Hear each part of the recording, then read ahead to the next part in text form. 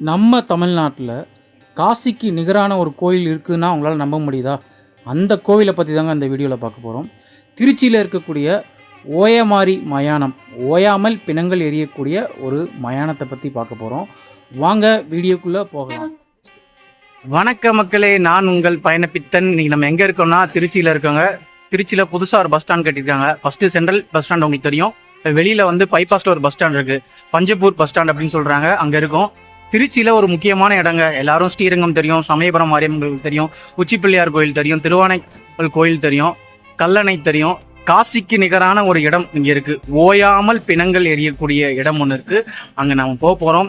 என்னுடைய ஃப்ரெண்டு என்னை கூப்பிட்றதுக்கு வெளியில் வந்துடுவான். இப்போ சாயங்காலம் 6 மணி ஆகுது. இன்னைக்கு அந்த சுடுகாட்டில் என்ன நடக்குன்றதை பார்க்க போகிறோம். அந்த புது பஸ் ஸ்டாண்டுக்கு வெளியில் நான் வெயிட் பண்ணுறேங்க என் ஃப்ரெண்டுக்காக. 6:15 ஆச்சு. இதோ வரேன் அதோ வரேன்ட்டு நான் வர டிலே பண்ணுறான். இது சர்வீஸ் ரோடுங்க. இந்த பக்கம் போனால் மதுரை, அந்த பக்கம் போனால் திருச்சி. அதில் தான் போயிட்டு காவிரி ஆத்தங்கரை பக்கத்தில் லெஃப்ட் எடுக்கணுங்க.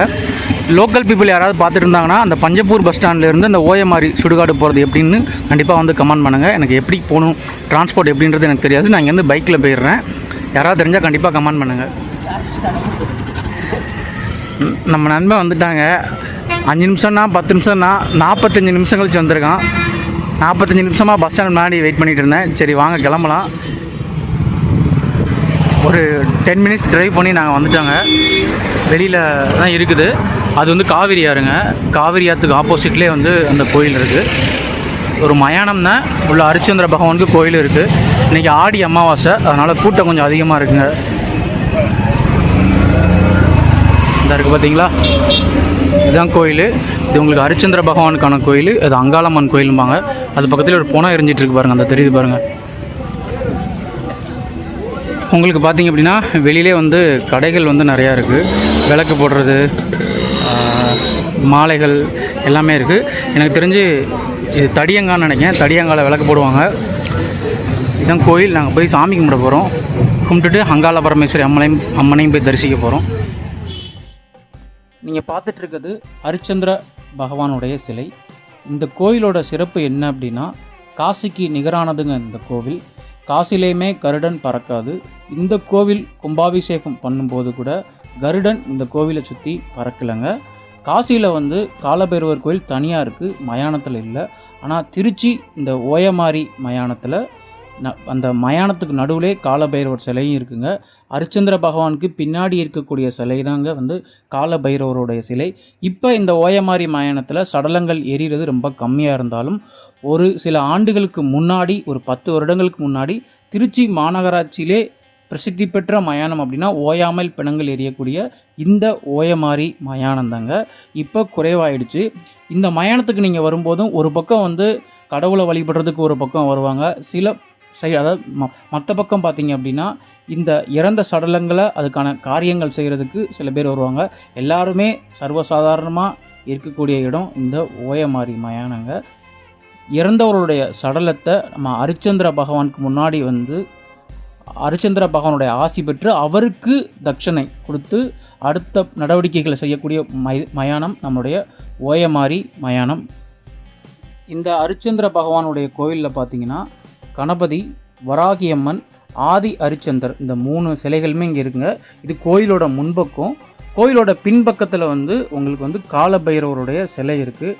நம்ம அடுத்து பார்த்திங்க அப்படின்னா இந்த கோயில் நடை எப்போல்லாம் திறந்து இருக்கும் அப்படின்ற செய்தியை வந்து நம்ம பார்க்கலாம். இந்த கோவிலோட திருநடை பார்த்திங்கன்னா காலையில் 6:30க்கு திறக்கிறாங்க, மத்தியானம் 12:30க்கு நட அடைச்சிட்றாங்க, திருப்பி சாயங்காலம் 4:30க்கு நட திறந்து நைட்டு 8:30க்கு நட அடைச்சிட்றாங்க. இந்த கோயிலில் பார்த்திங்கன்னா அமாவாசை அன்னைக்கு வழிபாடு வந்து ரொம்ப சிறப்பாக இருக்கும். அப்புறம் பார்த்திங்கன்னா நம்மளுடைய பைரவருக்கு உகந்த நாளான அஷ்டமி அன்னைக்கு நீங்கள் போனாலுமே வந்து நல்லபடியாக ஐயனை வந்து வழிபாடு நீங்கள் பண்ணிட்டு வரலாம். இங்கே பார்த்திங்கன்னா உங்களுக்கு பில்லி, சூனியம், ஏவல் போன்ற பாதிப்புகள் இருக்குதுன்னு தெரிஞ்சவங்க இந்த கோயிலில் போய் வழிபட்டுட்டு வந்தால் அதுலேருந்து நிவர்த்தி ஆகிறதா பக்தர்களால் வந்து நம்பப்படுதுங்க. நிறையா பேருக்கு வந்து சாவை பற்றின ஒரு பயம் இருக்கும், வாழ்க்கையை வந்து ரொம்ப பயமாக இருக்குன்னு சொல்லுவாங்க பார்த்தீங்களா. அவங்களாம் வந்து இந்த கோயிலுக்கு வந்து வழிபாடு பண்ணிட்டு போனால் நல்லபடியாக இருக்குன்னு சொல்லுவாங்க.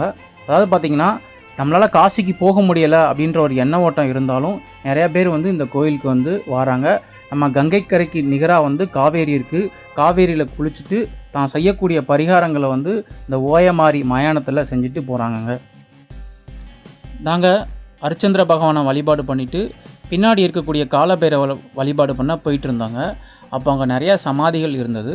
அந்த சமாதிகளுக்கு அங்கே எல்லாருமே வந்து பிரசாதம் வைத்து வழிபாடு பண்ணிகிட்டு இருந்தாங்க. எங்களுக்கே பார்க்குறதுக்கு ரொம்ப பிரமிப்பாக இருந்ததுங்க.